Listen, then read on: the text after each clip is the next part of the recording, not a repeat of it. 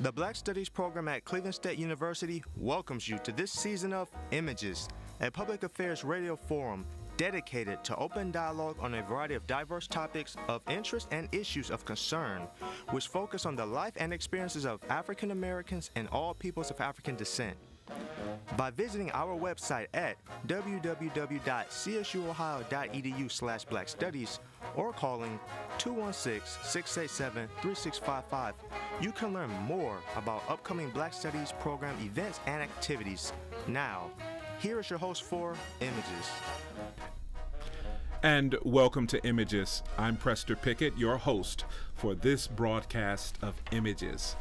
Our conversation today will allow us to have a discussion with a professor who teaches in the mornings in China.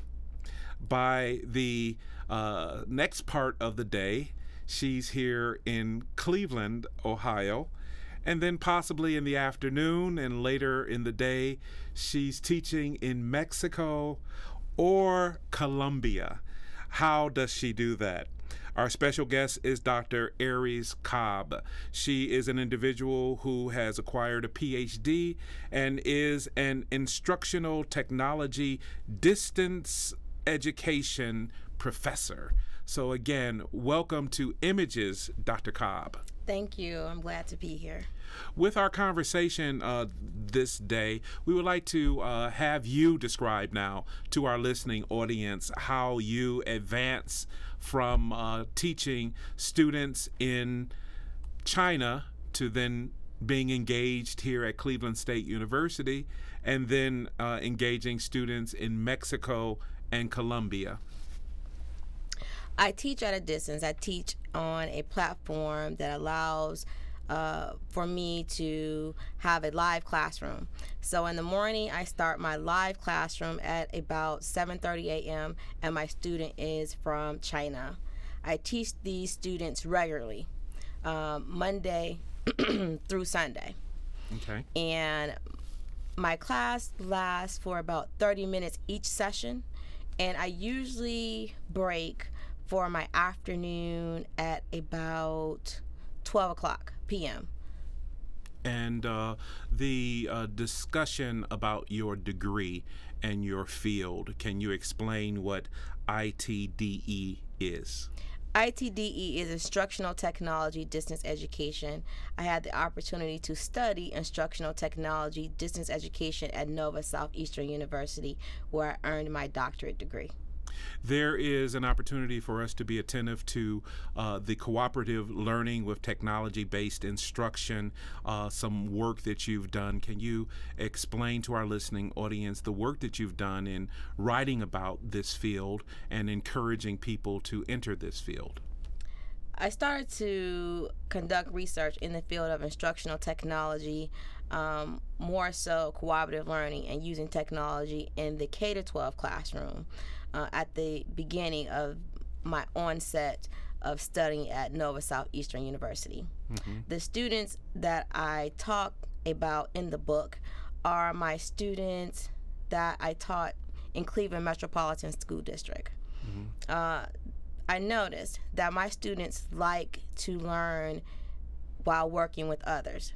Not only did the students like to learn in a cooperative group, they also like to learn while using technology.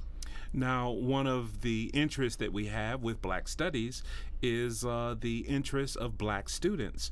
And if you can talk about some of your techniques and things that you do to make the learning process engaging for students of color and to tie that into their cultural interests.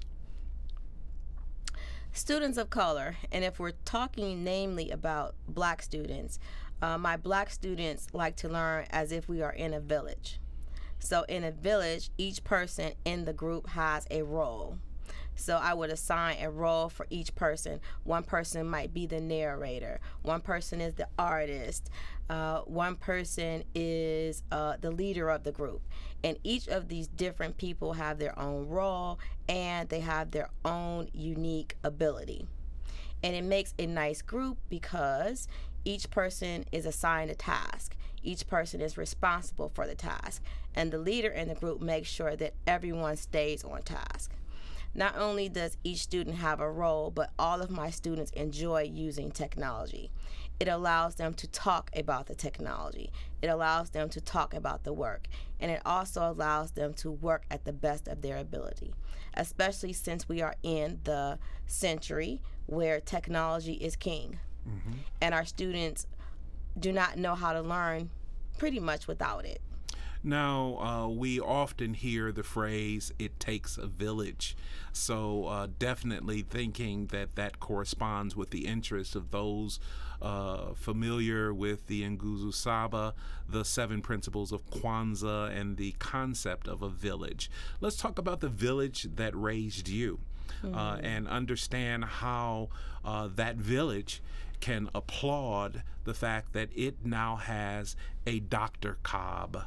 Explain to us from your youngest memories of the educators involved with teaching you, even your parents and family. Well, yes. At a very young age, I always knew that education was important. I knew that education was important because I always listened to stories from my grandparents.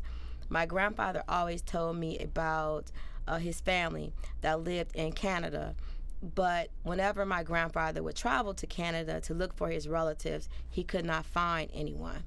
And he would look in the phone book for other people with the same last name, the same surname as my family. He could not find any other family with our name. And it led me to go on a search. I attended a professional development. We had a Black History Museum right here in Cleveland, Ohio, and I came across a story about a man named Benjamin. At the same time that I came across the story about the man named Benjamin, I also met a genealogist.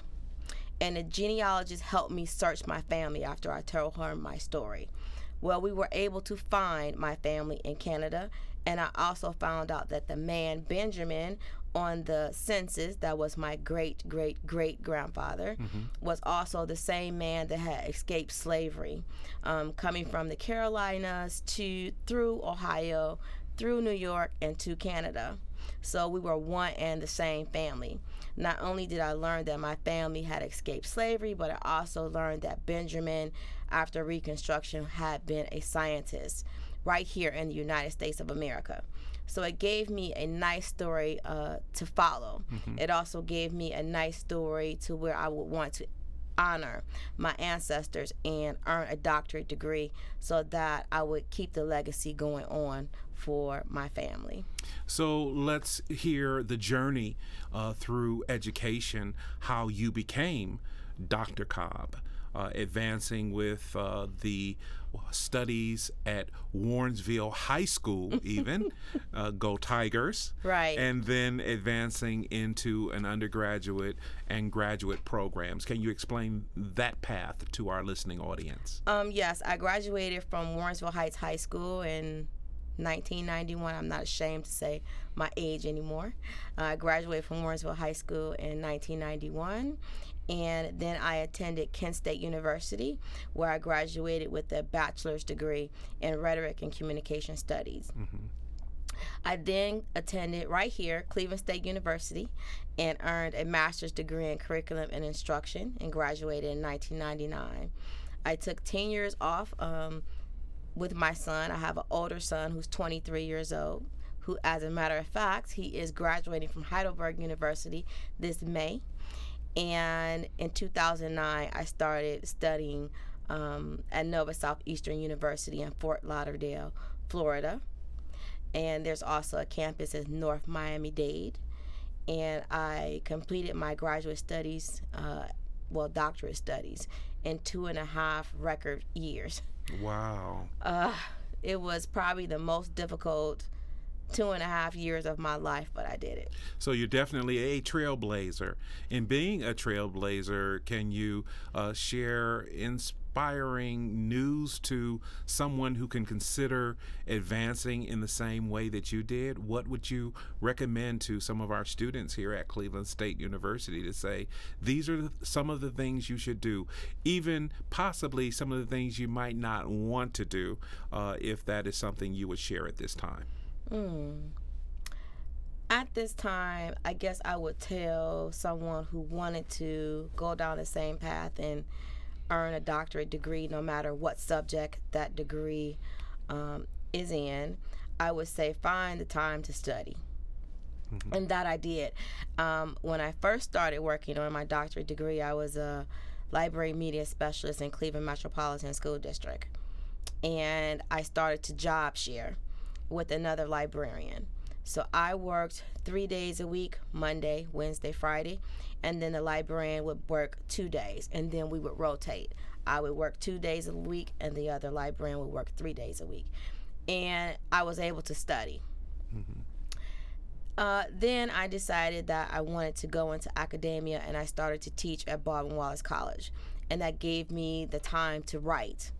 And it gave me a time to teach educational technology and learn a much different teaching style. Teaching in a predominantly private university, a university much different from here at Cleveland State University. But I was able to learn about people of a different culture, and I learned how to adapt my teaching style to that culture or that body of students. And it allotted enough time for me to write my dissertation. So basically, I would tell someone they would definitely have to have the time to study and the time to write. And I was just fortunate enough to be able to do that. We just recently had a conversation that was led by Dr. Adrian Gosselin in our English department here in regard to the book, So You Want to Talk About Race by Oluo. And with that, part of the discussion was in regard to intersectionality, how we take our different disciplines, our different parts of life experiences, and intersect them to join in conversations with others who can unite with that part or that aspect of our life to then hear another aspect of our life. And likewise, we learn the different aspects of their lives. Can you just reflect on that experience in thinking that a group of faculty gathered in the Howard A. Mims African American Cultural Center to support the interests of Dean Gregory Sedlick in the College of Liberal Arts and Social Sciences to have an open conversation about race with this book, So You Want to Talk About Race, as a guide in that conversation? Intersectionality, can you talk about that in your life experience and advancing to acquire a PhD and advancing to even instruct others who are acquiring their PhD? I really do believe that instruction for each student is different. That as a teacher, as a faculty member, as a professor, we have to find out what way does this student learn. And then after we find out what's the best type of instruction for the student, the teacher, the professor, they provide instruction based on the student's learning style. It's not something that is easy, but it's something that is necessary. I remember when I student taught, and I would carry a notebook around the classroom, and I would listen to the conversation of the students. And I would write down what the students were talking about. Then I would go back home and I would plan. I would go through my notebook, and if the students were talking about colors, then I would go back to the classroom and pick up a bowl, some water, food dye, and we would mix colors. And it brought the curriculum alive. Now, we think that that is elementary, yet that is something that can be employed on a college level. Yes. Can you explain how that works? Actually, the items that I just talked to you about, they're technology. They are items that you would use for a display. They're items that you would use for an experiment. And in curriculum and foundations or any educational department where you are training teachers to be good teachers, then that would be an example of what I might tell an aspiring teacher, that you must bring the curriculum alive, that you must teach to your students to their levels. You must learn the best ways for the student to learn and bring that into the curriculum. In working in higher education, a number of individuals advance because they are so proficient in their fields, yet many of them need to hear the different pedagogies that exist in different ways to bring that information to the students. How often do you talk to other colleagues like you did in the Howard Mims Cultural Center about your experiences and approaches to lift the interest of our students because they are receiving this type of instruction from a body of faculty that is talking to each other and saying, these are the ideas that we're trying to lift, these are the books, these are the primary sources that we're using in teaching the same content material, but using our own unique style to do so. How often do you engage with faculty, and what is the response that you're getting here at Cleveland State? Well, we just had the discussion about the book, So You Want to Talk About Race.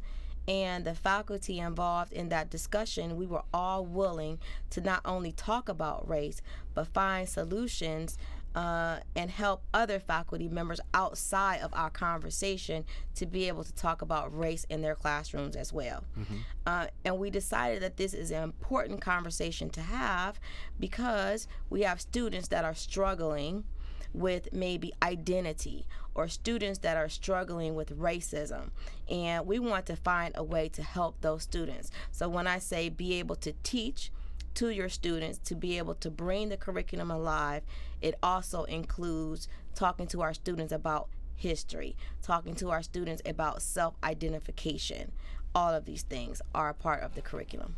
The interdisciplinary aspect of that conversation engaged faculty from the theater department, the theater program here, as well as social work, the English department, and Black Studies.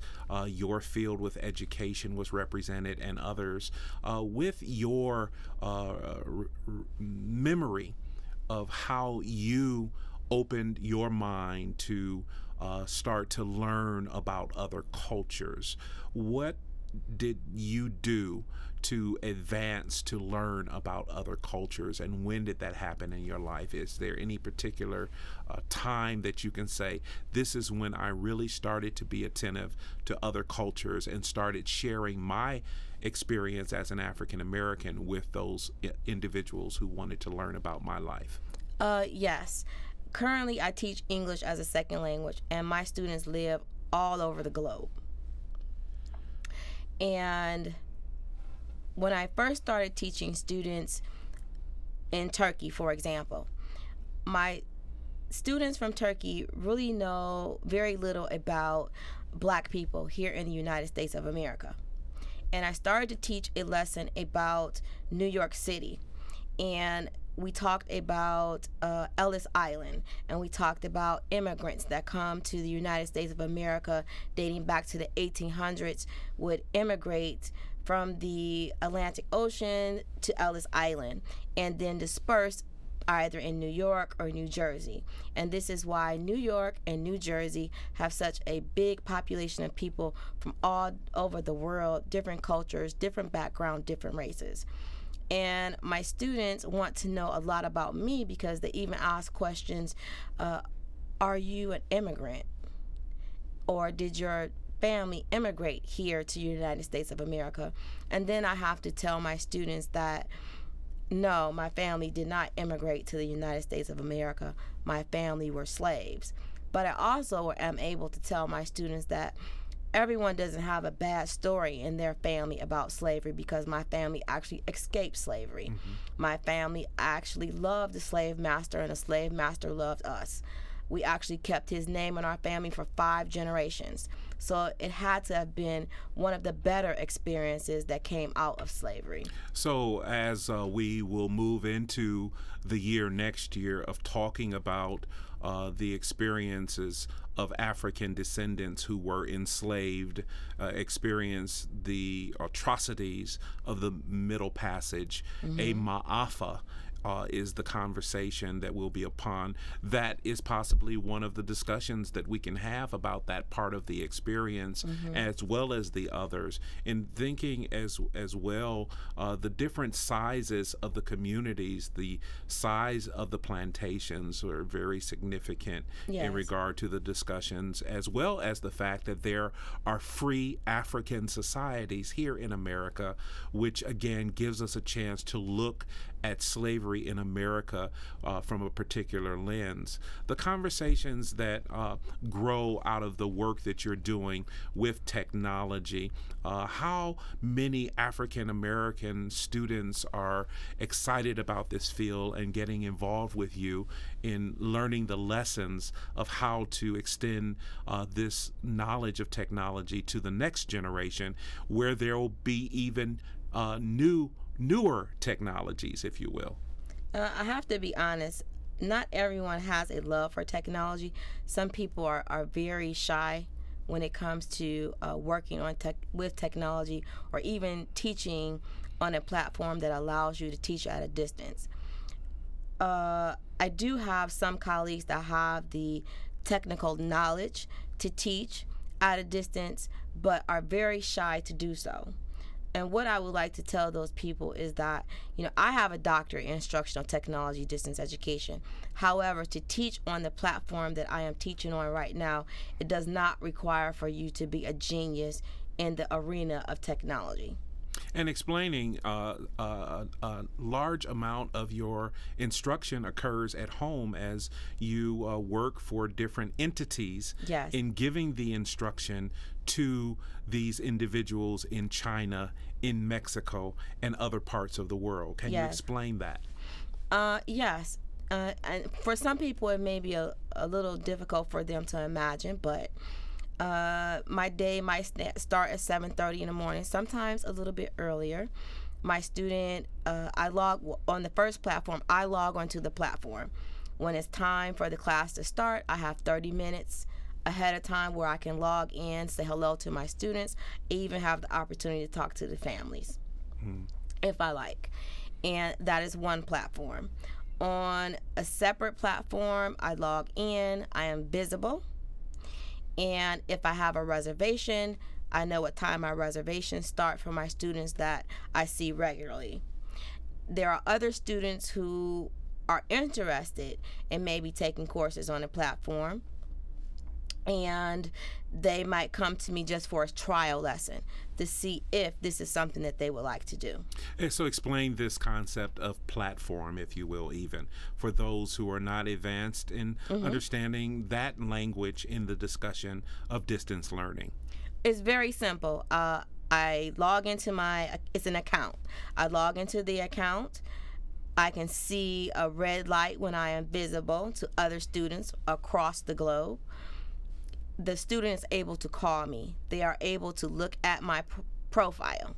So I build a profile. I tell the students information about myself, including my background, where did I study, and what parts of English I like to teach, whether I like to teach beginners or intermediate or advanced levels of learners. And the student is able to choose me.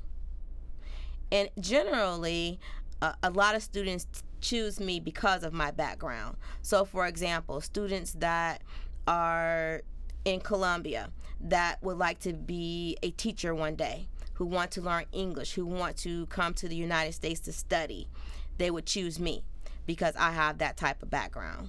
Okay.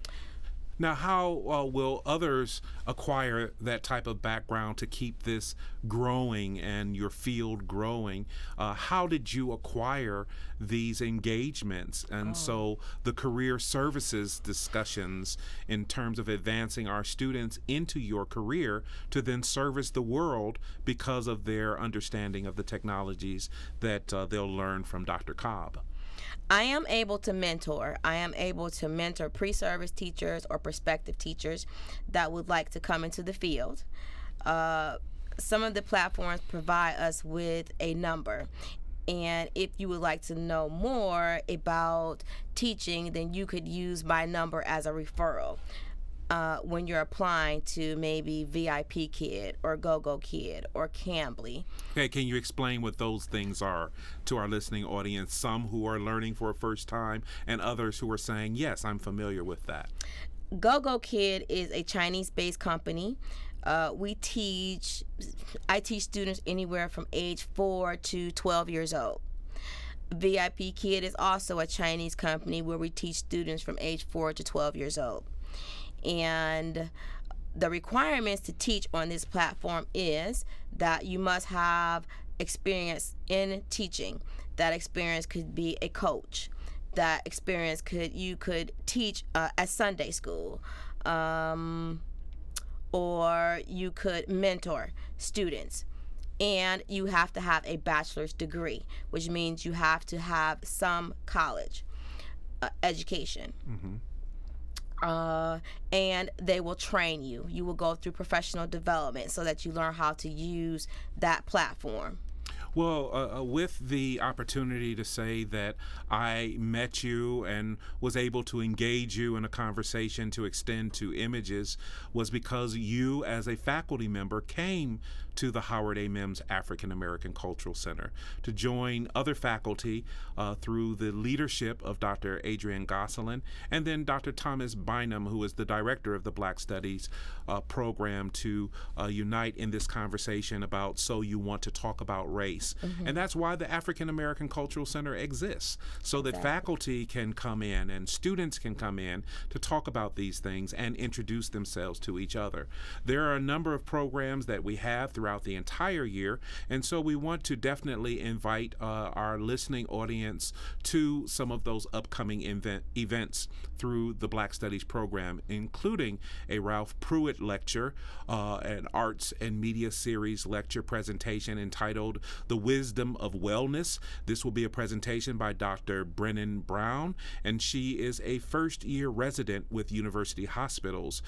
In the conversations on Tuesday, April 23rd, here at Cleveland State University, that will begin with a meet and greet at 5:30 and then extend into a lecture at 6 p.m. and then we'll have a reception. There are other programs that we have as well concluding this academic year, which include an opportunity for you to call us at area code 216-687-3655 and become acquainted with the other things that we're doing here in Black Studies, inclusive of the Bridges to Africa celebration. The Bridges to Africa celebration will be held on April 26th at 6 p.m. and this will allow our faculty, again, like Dr. Mamadou Seck, who participated in the conversation, to talk in his language of French to the audience and to engage our students, faculty and staff, and the community in the Howard A. Mims African American Cultural Center. So with, again, the lecture by Dr. Brown, as well as our Bridges to Africa, please consider calling us and asking more about what we do at Black Studies. You have been listening to Images, a public affairs radio program produced by the Cleveland State University Black Studies program and this station. The opinions expressed were those of the participants and do not necessarily reflect those of Cleveland State University, the Black Studies program, or the station. We hope you have enjoyed the music performed by the Jazz Heritage Orchestra. If you are interested in finding out more about the Black Studies program, call 216-687-3655 or visit our website at www.csuohio.edu/blackstudies.